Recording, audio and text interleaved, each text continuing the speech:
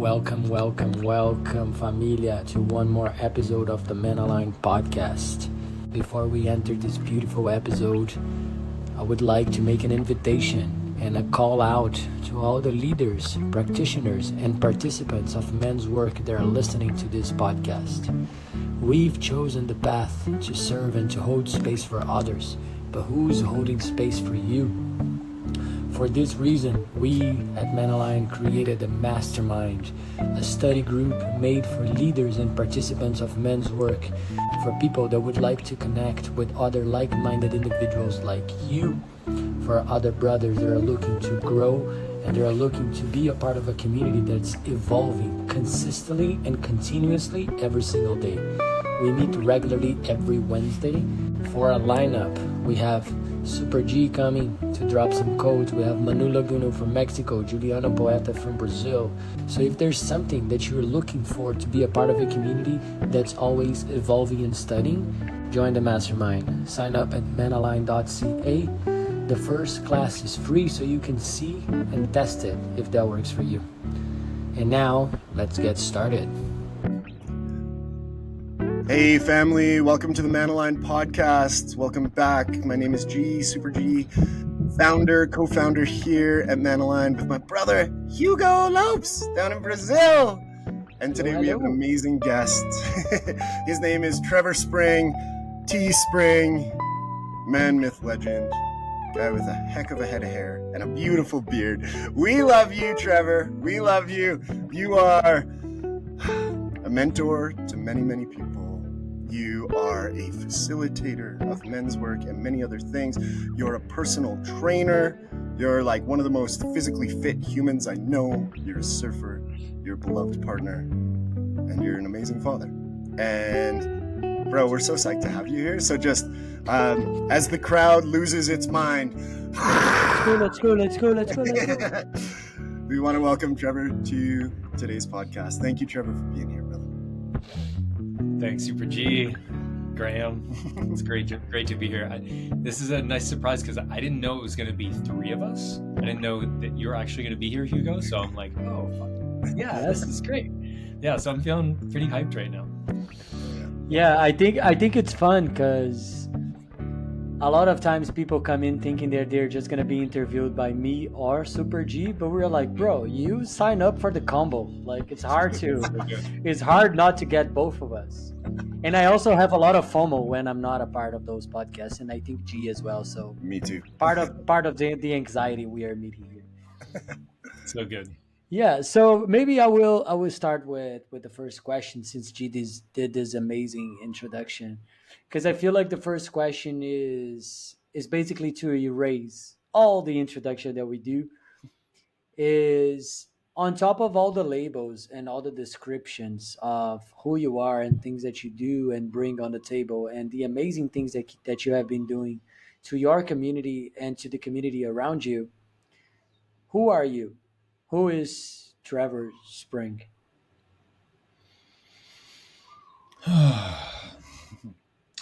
I'm a 46-year-old, light-skinned, East Coast American man living in Hawaii, on the island of Oahu. I'm insecure. I carry a lot of shame.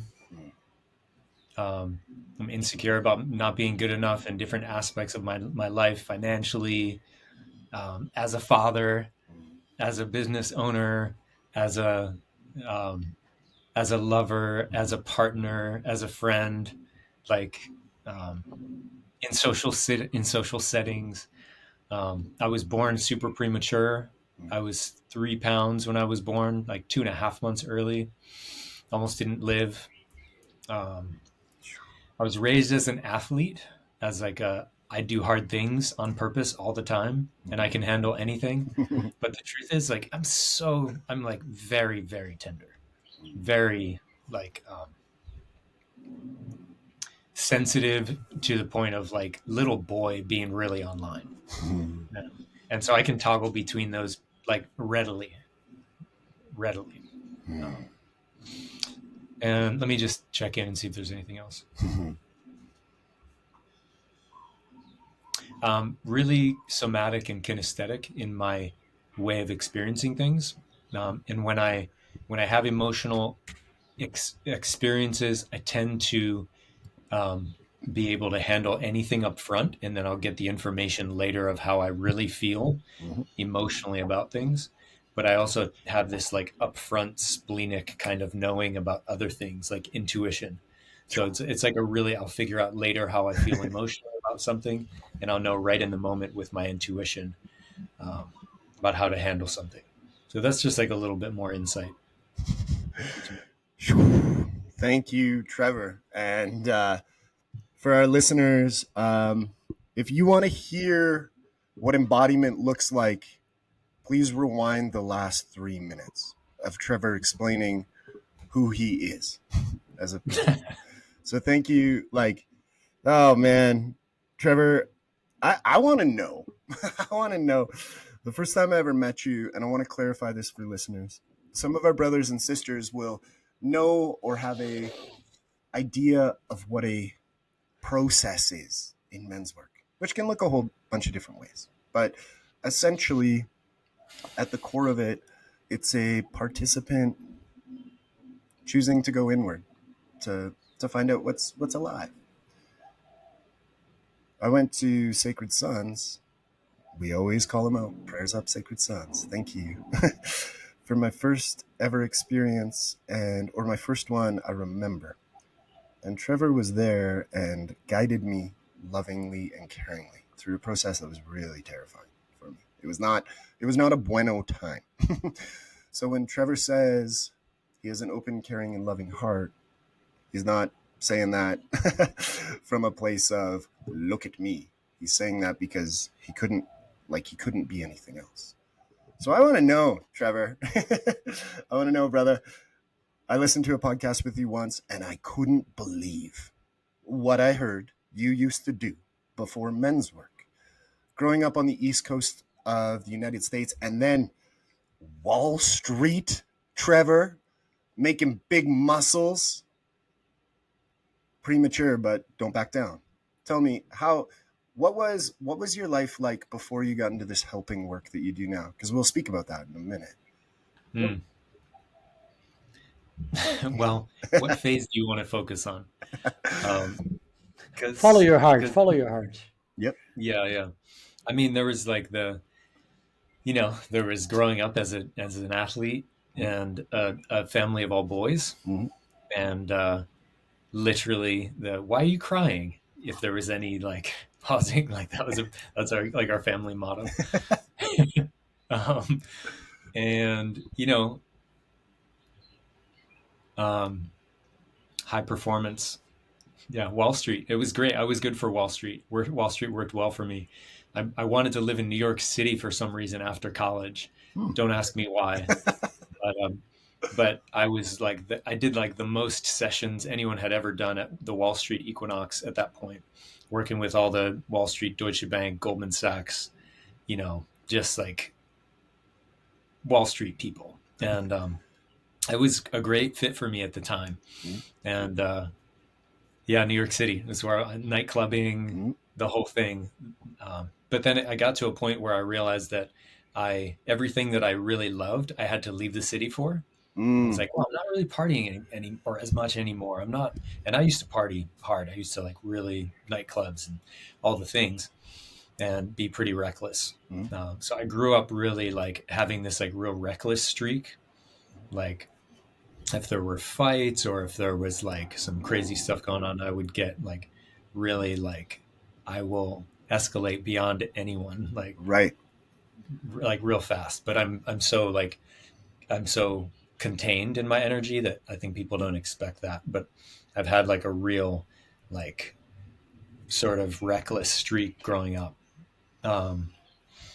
And so that showed up through the partying. When I moved to Hawaii, long story short, I spent some time in Tonga doing a fitness mission with the Ministry of Health there, training the national rugby team, teaching kinesiology, biomechanics. Yeah. Came back to New York City and was like, it was in New York Magazine for that and had some different things going. This is before social media. And I came back and was like, I can't live in New York anymore. snowboarding and surfing and motorcycle riding, all those things I had to leave the city for, hiking. And so I ended up, long story short, in Hawaii, partied and surfed big waves here for a while, not big waves, but surfed Yeah. consistently for a long time here. And I was pretty, I think I was pretty immature in my capacity for relationship and for self-responsibility and for real. I was a hard worker, but I didn't know how to have like the real maturity and depth of how I approached my life. I didn't have any role models for that. Mhm. And so I always wanted it, but didn't know how to access it. And so just had this kind of immature thrashing about, Mhm. a bit look at me approach towards life in general. And then right before I found men's work, I was like, I had a gym in town. I was burnt out, depressed, had my first child. My partner wasn't working at the gym anymore. It was like just me. I felt like she left me at the gym. She left our vision, and was like, just like, where is this thing going? And I was super lost. And then I found men's work and through the Mankind Project and was like, whoa. I was just tears and snot and just like, the first circle, my first ability to talk in circle. So it really cracked me open and showed me a different way. Like, wow, these guys are like this. They can just be like this here. Yeah. It was a real opening for me. Oof. When was that? Your first circle?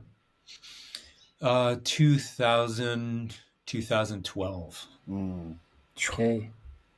2012. Yeah, because something that comes up to me is often when we ask this first question into who are you, prayers up to all the people that we've interviewed, but people tend to be very kind with themselves, right? Like, oh, I'm a light being, I'm this and I'm that. And the first thing that she said was really being vulnerable and really, really saying the pieces that you feel like are alive to you. And I would say if we literally ask all the listeners right now, raise your hand who feels lack of confidence with financial hardships as a partner, as a father. Like, I'm just not going to raise my hand as a father because I'm not a father, but with all the other aspects, I would. And I would say when you come in and say that your first circle was like literally 13 years ago, and you're still going through these pieces, to me, that just shows more vulnerability. That just shows that this work is never an ending, right? It's a never ending work because we're always recycling ourselves and learning more. Well said. Thank you. And like the humbleness is evident, right? And Trevor, so how do I say this in a good way? Okay, this is how I'm going to say it. You are one of the few people, actually, both of you brothers on the screen right now are two of the few people who I've ever entrusted the most important thing in my life to. And that's my son. That's my son. Wild little teenage guy. Saish Avlo Orion Moore. Listen to this. What called you to mentorship, man? Because I've hung out with teenagers, and I know sometimes they're fun, and sometimes they're not. But the work that you did with Sacred Sons Youth and the work that you're doing now with Rooted Futures is so fucking important. And it's not easy. I want to be real clear for any listener going, there's a high-paying, easy job. I'll go hang out with teenagers. That is 100% not true. So what called you to it, Trev? Like, why are you giving your life force in this way to these young men? Because it makes a fucking difference. Well, yeah, great question. Okay, so I'm going to rewind to the gym days a bit. Yeah. And I had this like, man, whoa, this is possible because I was at the gym every day doing 12 1-hour sessions, 10 to 12 1-hour sessions with clients a day. I was training the Hawaii Pacific University tennis team. I was training triathlon clubs. I was so busy and was not home enough for my family and was not making enough money to like really rock it here in Hawaii. It was a hard time. Mm-hmm. And I remember getting this emotional aspect of like, wow, I'm doing this through fitness and nutrition and like coaching, but we're missing this emotional and nature aspect. And people are trying to get whole through nutrition and exercise, and they're missing connection and like, group connection. And Yep. so one day I'm going to merge these worlds. And I just remember being like, this is not the end for me. I want so much more than this. And this was like a point of arrival. I had gotten what I wanted. I like created this manual and had trained all my employees to train more holistically the way that I did. And I thought I made the formula to arrive. And I was so miserable. I was so miserable. So years later, I had been searching for, we had moved off the island for 6 months and came back, and that just decimated my income streams here. And I was like just floundering, trying to run away from my shame and try to just put money in the bank just to make bills. It was like a few years of this, and my partner and I had a lot of tension because of it. I had little kids. It was hard. I was just like getting cooked. Yeah, bro. And this woman, so I had another piece. I had also gotten kind of burnout on the Mankind Project circles because it's like folding chairs and fluorescent lights, and we're just sitting in a circle. There were no invigorating practices of relationship or anything like that. So I had started holding monthly men's circle and hikes. A couple of years into doing men's work, I got a lot of flack for it. This was like way before Stephen Sons or anything. I had been holding monthly men's groups. So I got to be, I guess, known on the island for doing that when no one else was doing it. And a lot of men would come to those that wouldn't come to the Mankind Project circles. So with that context, this woman from the community, I think she's kind of a bit of a medicine woman. She just hit me up one day and said, "Hey, I saw this job opening for the executive director for Boys to Men Mentoring, and I thought of you." And so she called me into it. I explored it. They'd already filled the position, but I said, "Hey, what about launching the Oahu chapter, since you don't have any branches here?" Yep. And I tried to make that job happen for a year. And then finally a year later, they talked to someone who knows me really well and got that third party sort of endorsement. And they were like, "Okay, we're going to support you to launch Oahu." And so I became like the guy here. And it was like this thing in my personality and my gifts and my energetics and my passion and my drive and like all my skills just like came right into a confluence in my life, just like activated. And I was like, whoa, I'm meant. And I thought training was what I was meant to do, because I do a pretty good job at it. But like This was like, whoa, this is me. Whoa. And it's just been like the way it connects me with other men, the way I support other men, the way I get to lead, the way that I get to hold power and authority in like a way that's really aligned for me. The impact, I mean, there's so many aspects of it that are just like, this is it. So it found me in a way. And I was kind of like, whoa, this is crazy. And I got it reflected to me consistently by other people. Like, wow, since you started this, something has locked in. I'm like, I know. So, yeah. I think this is beautiful because we don't get to choose what's best for us, right? Sometimes we don't even know. The universe knows, and the opportunities, they literally come. We just gotta be open to that, right? And I would say what's coming up to me like as a question now is knowing the amazing work that you have done with youth and also knowing the amazing work that you've done with men. What for you is the biggest difference when you're working with kids, with youth, and when you're working with adult men? I'm not even going to say mature and immature. I'm just going to say adults and youth, because in the end of the day, we're all a little immature, so we're all good. Yeah. Thank you. Thanks for that, because some of the young men in our program who are in their teens still are badass young men, and they have deeper maturity than a lot of adult men that I know. So, yeah, we're all immature. I was on like my second rites of passage weekend for Boys to Men, and they had a great crew of all these men that would come from the Mankind Project. So there's a lot of white hair there. There's a lot of gray hair. There's a lot of older men that show up to really mentor the youth. And we're on the Big Island, and I had 2 or maybe 3 guys here from Oahu who flew over with me and the youth that we brought. And this is a 4-day weekend up on Mauna Kea. at a Girl Scout camp up there, and there's all the processes and all the activities, and it's just epic. And one of the guys, it was his first, one of my team from here came up to me halfway through the weekend and just grabbed me and was like, "Why is this so different from the NWTA? Like, what is this? Like, I can't believe how much juice there is here. Why is there so much more juice here?" And I was like, yeah, it's just the reciprocation, energetic cycle of fulfillment, satisfaction. It's just different. It's like a completely different exchange that happens in working with men than working with young men. Yeah. So I would say that is it's way more powerful working with developing young men.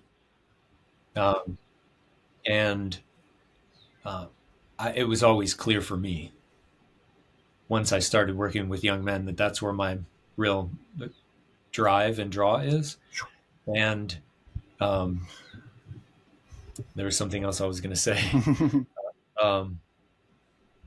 And that working with adult men, it became easy once I learned how to work with young men.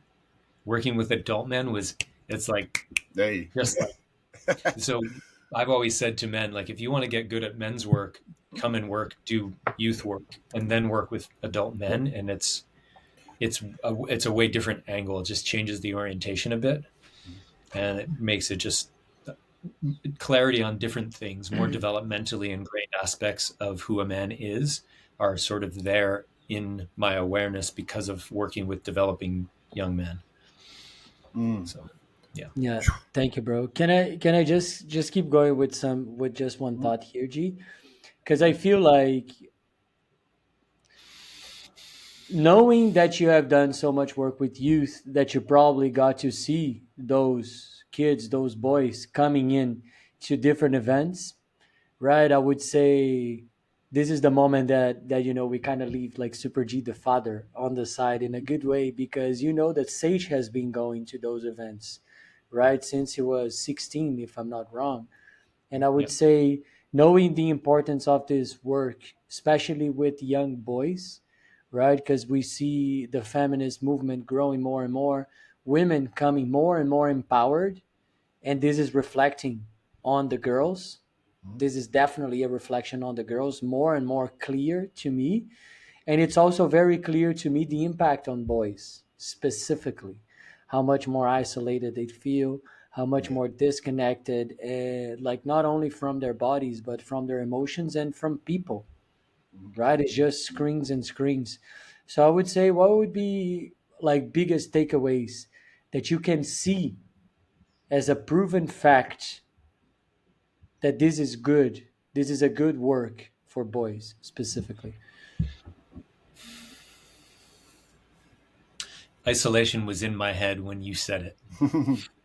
And I was like, yeah, see, the isolation, it's remarkable what it does and what COVID did, and all these different, the layered impact of where boys and young men and men are now is, it's scary, because it's like there's layers of weight on top of their moving out of where they are. And so we have to like take layers off, structural layers, and then internal nervous system layers, and then self-image layers, and then relational layers, and then self-confidence layers. There's all these things that they have to move through now that are weighing on them in order for them to move in a direction where they're really like authentically expressed and like activated in their capacities. So isolation is one of the biggest things. What my wife has been in women's work before I started men's work. And so she was like the original, like inviting me to start doing men's work. She bought me King Warrior Magician Lover, and I was like, huh? What the hell is this? Before having kids, she was starting to like groom me at that point. And I still witness her with other women, and I see the impact of her time with other women and gathering with other women, the way they cross resource each other, the way they open up and share perspectives and vulnerably share like resources and inner truths and connect over these things is so woven.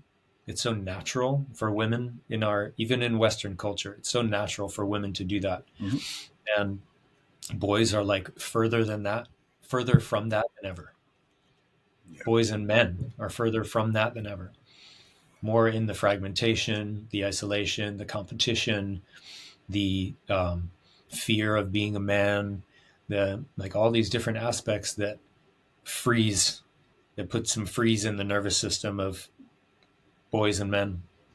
And so it's a heavy moment, and we need to like load up on the resources to change the trajectory in really interpersonal, really slow, titrated, consistent ways. Yep.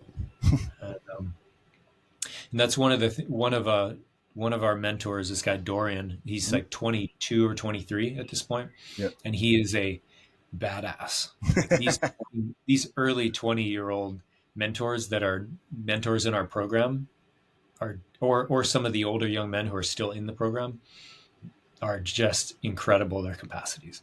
But Dorian reflected to me, like, I don't see, and he does a lot of youth work and goes into schools and has worked in the youth sector for years. And he reflected to me, I was a couple months ago, and he was like, the thing that your programs do, at the time it was Sons Youth, but now it's Rooted Futures. Yep. The thing that your programs do that I don't see anywhere else is the consistent exposure to men who are like in their hearts and present. And like not in their hearts is kind of tacky, but like able to share in a self-responsible, vulnerable way. Yep.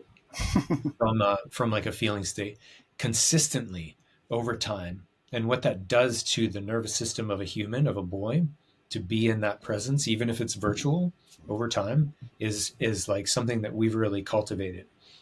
A way to be in contact with them consistently, for them to witness men being expressive, self-responsible, and emotional, truthful, open, connective.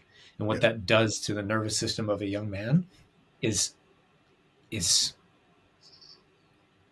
foundationally impactful in a way that like it's like this extrapolated impact that is bigger than I think anything else.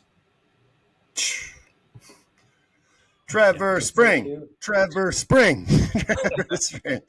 I want the whole stadium to yell that out, or at least listen to it. Because listeners, that was Hugo. That was a beautiful set of questions, and Trevor, that was a beautiful set of answers. I am gonna ask you a question, but I want to get the stadium singing a little bit first.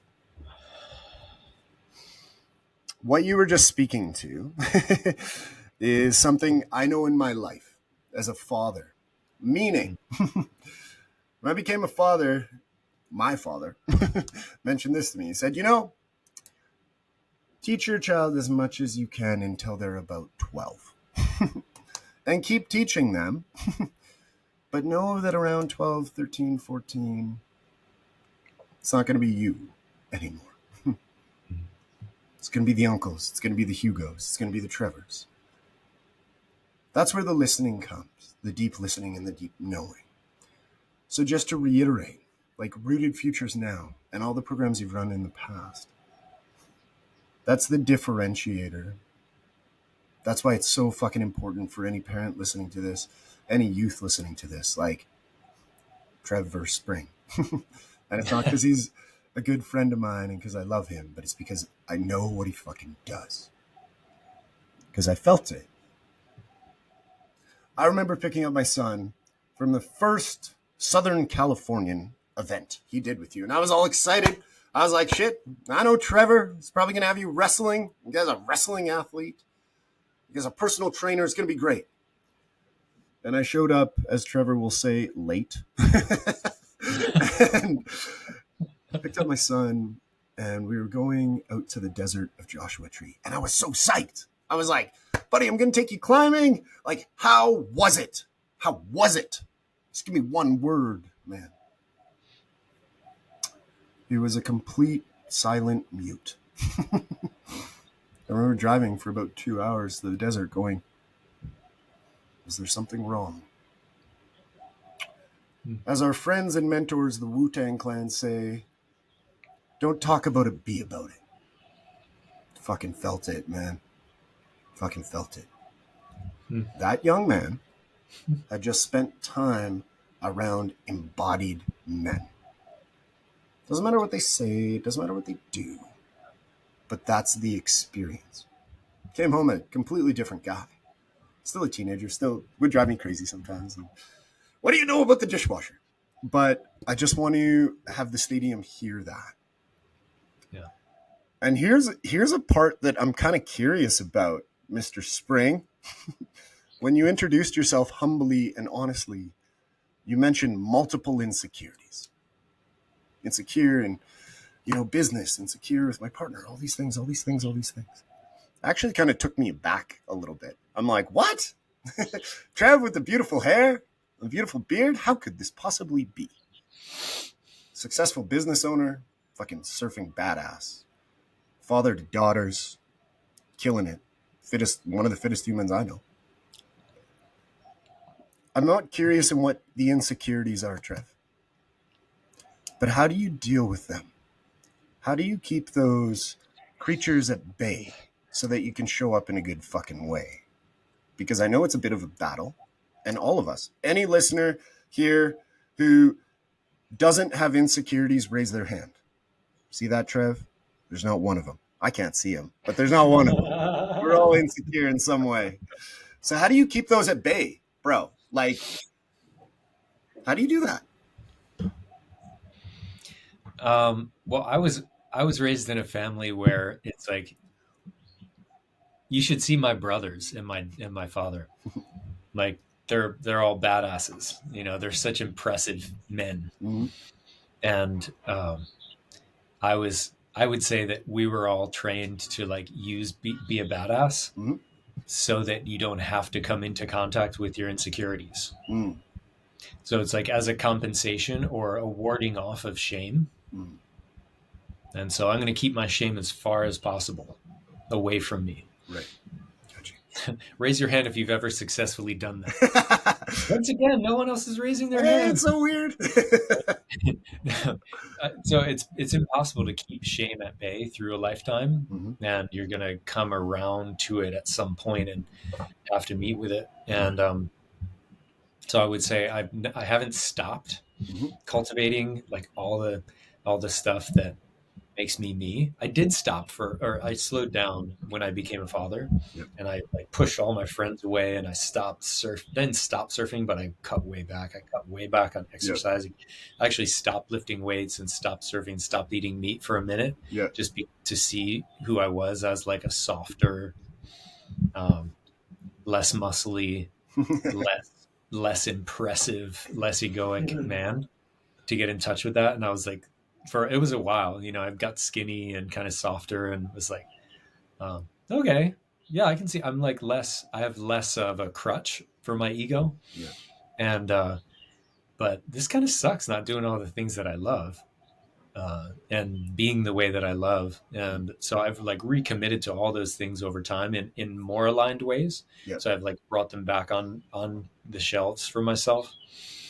But I mean, I have a really strong partnership with Elisa, Mm-hmm. and she really holds the space and the like encouragement and expectation for me to meet with all those things, and to be honest with me about my impact. And and I know that it makes her and my daughters feel safe when I'm honest about those things, when I'm honest about my shame or honest about my mistakes or my shortcomings or my oversights and my impacts.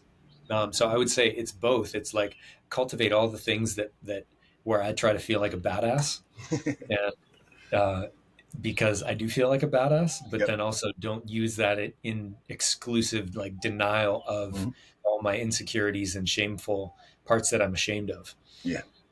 So don't use this to avoid these things, but don't not do this and only drop into the shame and the insecurities. It's like being able to do both concurrently is everything. and like keeping them both online and keep being expressive about it, being seen in it. That's why I just felt when you asked me the question was like, I hate being introduced like a hero because then I have to live with this heroic image of who I am. And at some point, it sets me up for like a fall, an egoic fall crash where I feel in my shame, like stuck in it. So, when you introduce me so beautifully, it's like, great, this is a great opportunity for me to be clear about the wholeness of who I am, the full spectrum of myself. And I love this, Trevor. Let me just say this. Hugo's got another question, but you started that by saying my brothers and my dad are fucking badasses. I feel that. Hugo feels that. Here's an invitation. So are you, Trevor Spring. That's why, and I won't ever apologize. I will always introduce you like a hero. It's not gonna. Sorry, man. We can wrestle. Okay, don't hurt me too bad. But that's not gonna change because that's a part of who you are. And I'm really curious. And I know Hugo's got a raging question, but I just have to ask this, man. I just have to ask this. Powerful and potent. How many kids do you have, Trev? I know this answer, but I just want the listeners to hear. I have two daughters that are 10 and 12, Nova and Jezebel. And then I have two stepkids. Ruby is 24, and she's like a punk rock drummer, creative, badass, scientist.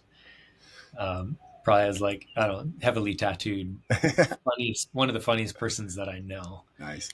She was just here. And then my stepson, who's 18, and he is just like charismatic, funny, creative, loose, handsome, incredible young man. So yeah, I have two kids and two stepkids. Hey, so here's my question. Because there's a few of us on this podcast and quite a few mums as well. As a father, what's the most important thing you've taught them or imparted on them? Just one thing. I'm not talking about making grilled cheese sandwiches, but it's the most important thing that you've gifted or you've tried to gift to your kids. Loving presence. Say more. Pausing other things so that I can be present with them. And I'm not perfect at it. I could go back and do a lot of cleanup, but loving presence and watching and having them watch me be in loving presence with their mom. That's the clip from this episode. Yeah. 1 of 1,000. Loving presence and letting my kids see me in loving presence in my partnership. Hugo, I apologize. I just had to hear that. Trevor Spring, I'm taking notes right now. So you carry on. You carry on. Hugo, what do you got? What do you got for Trevor? No, I think it's beautiful because when you say this and when you end this sentence, is like seeing me in that presence with their mom. That is exactly what G was saying, right? Is don't tell people, just be about it. Because I think that's the biggest leadership that we can always show is lead by actions, right? Like, and just show up with our actions and with our behaviors. And that's what comes up to me on how important this is. And since G touched base a little bit about the future generations in your family, maybe we can talk a little bit about the past generations and what would be like the references of masculinity that you grew up with? That I grew up with, like the role models that I had. Yeah, the role models and the references that you had. How was that?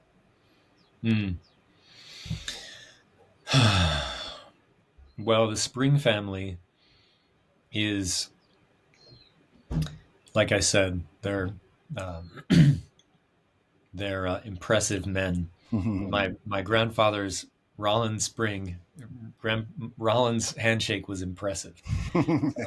He was a stock car racing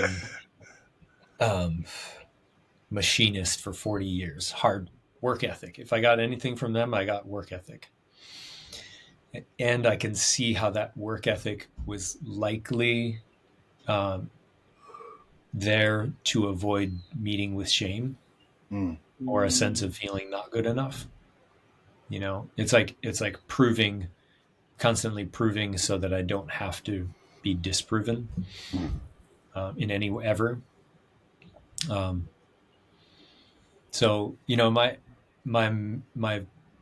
role models of my grandfather, my father, my brothers, but then, you know, expanding that out into the community, I didn't have any men showing me what I see on this screen, you know, which was like vulnerable, inquisiting presence. Like, hey, I'm really curious about you. Mm.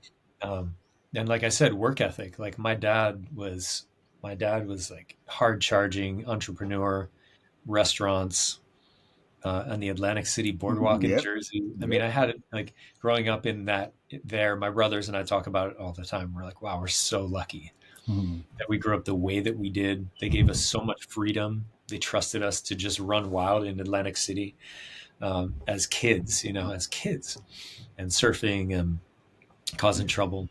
And they didn't lord over or control us a lot. But you know, it was the East Coast. East Coast, pretty hard, um, pretty like, yeah, forget about it. You know, kind of New York City. Forget about it. Um, yeah, there's like a a closedness to the men Mm. and people in that area. So I didn't have a lot of like presence from men in the way that I experience it now. It took me a long time to unlock that and really experience it. I had wrestling coaches and rowing and running coaches that were sweet guys, but I didn't really get it. I didn't have them grab me by. I wish I had a coach grab me by my face and say, "Hey, I see where you're at right now, and I really want to like be with you and focus on you." I would have been like, "Oh, oh, you're gonna focus on me for in this way." And at the same time, my dad showed up to literally every single sporting event for my brothers and I ever. He would drive through different states to see our sporting events in the same days. I mean, he was so devoted to showing up. It's just hard when a human doesn't have an example of a way of being. Mm. It's just it can't be accessible because Yep. you have to see it to be it for it to be relevant. So um, You got to see it to Yeah, be. yeah, and being, and also I feel like that requires a lot of humbleness and compassion as well, is Yeah. recognizing that everything that your dad did was in the maximum capacity. That's what he Yeah. thought it was the best, right? Because a few weeks ago, I think I told Super G this. I went on a meeting with my dad and one of Mhm. his friends from school. Like my dad is 73, so it's like a very old friend. And it was me, the guy's son, and the two of them. And we ended up having conversations about topics like, did you guys miss me when you were a kid? And like me and the other bro, we definitely said yes. And then once they both started to be like triggered and be like, no, but you have to understand, I was like, can we just pause this guard for a moment and Yeah. recognize that whatever you did was the best you could, and I'm so fucking thankful for this. Mm. However, that doesn't eliminate the fact that I wanted more presence with my Yep. dad. Yep. mhm, And then they like we all stepped back, and like I got all goosebumps now because I think mhm, that's what it is, right? Is recognizing this piece, but that doesn't mean that you didn't want to spend more time in presence with your dad, that I didn't want it, that G didn't want it, Yeah. like anyone wouldn't want it. It's more like recognizing the capacity that they had because of the references that they had mhm, and going from there. And if we really want to change things, and if that really bothered me, do different, act different from now on, Mm. right? Hey. Don't keep in the past and being like with all this resentment against parents, because Right. if we are learning things like new things now, imagine our parents, right? Imagine our dad. yeah, Absolutely. And Hugo, I love that because what I hear in that is intention and impact. And, our intention, whatever that is, and the impact. And Trevor Spring, we're going to talk about rooted futures in a minute, but we want to ask you our last question. okay. So, The invitation, as you taught me a long time ago, many moons ago. Ground in with your feet flat on the floor. Sit in a dignified seated position, back nice and straight, shoulders back, close your eyes down, and take a few breaths while we ask you this question. There is no urgency to this question, but the answer comes from truth and potency. So, with your eyes closed, I want you to envision all those who've come before you. Older siblings, parents, parents' parents, and parents' parents' parents, and so on and so on and so on. For 7 generations. The names you know and the names you don't. See if you can see them. And I want you to think of all those who come after you.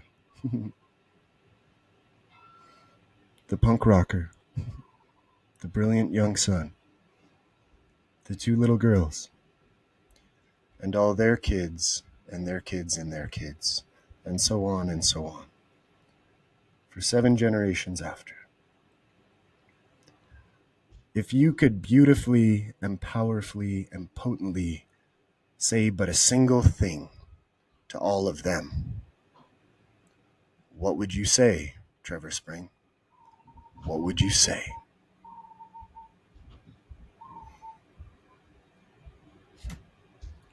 There's no rush. There's no rush. Friends, listeners, in your car, at home, on a spaceship, wherever you find yourself today, there is no rush. From the magical, the mystical, the ninja, and I know he hates it when I talk about him like a hero, Trevor Spring. Trevor, how do all our people find you? How do they find you? Where are you, bro? Well, I'm in Kailua, Hawaii, on the windward side of Oahu, physically in my bedroom. And I'm on social media at Trevor Spring. You can just look me up there. You can also find me on Rooted Futures Mentoring on Instagram. You can find me at rootedfutures.org on our website that we just launched. Hey. Yeah, you can find me at my friend's farm in Waimanalo, either hanging out or running programs. So yeah, those are the easy. Or I guess I have a website too, trevorspring.com. That I rep some of my movement coaching stuff there. So yep. Yeah, those are some good places. I love this, Trevor. Hugo's going to close us out in a moment in a beautiful way with his sweet Brazilian voice. But I want to say this not to our listeners, but to you. As Seisha's dad and as your homie, like as your friend. You taught me how to wave surf the other day. Or maybe a year ago. Not the other day. It's winter in Canada. Yeah, thank you so fucking much for what you do. And for continuing to do it. The impact is real, the intention is real, and the impact is felt. So thank you, thank you, thank you. Before I start weeping like a Canadian who lost a hockey game, I'm going to send it over to Hugo. Hugo, close us out in a beautiful way. T-Spring, we love you, man. Love you too. Thank you, bro. Thank you, bro. Just want to say and quote Super G and say thank you to you as well for the work that you do and for the impacts that you have on those boys' lives is very needed from someone that has a lot of boys in my family. Like my brother has 7 kids and 6 boys. So I know the impact that this work has on me and naturally on them. So we know what we're doing for the future generations. So thank you. And to all of our listeners that were here during this whole time, I just hope you had a notebook, because if you didn't, just listen to that again and take some notes. Really encourage that. Inviting everyone to take a look into the Men Aligned website to hear more about the mastermind, this study group that we are creating, to literally create spaces like this to discuss, to debate, and to get more insights so we can all refine our approach more and more and more. Not because I need it, not because those guys need it, but because the world naturally needs it. So with that, I'll catch you later on the next episode. Bye bye, Familia. Bye bye.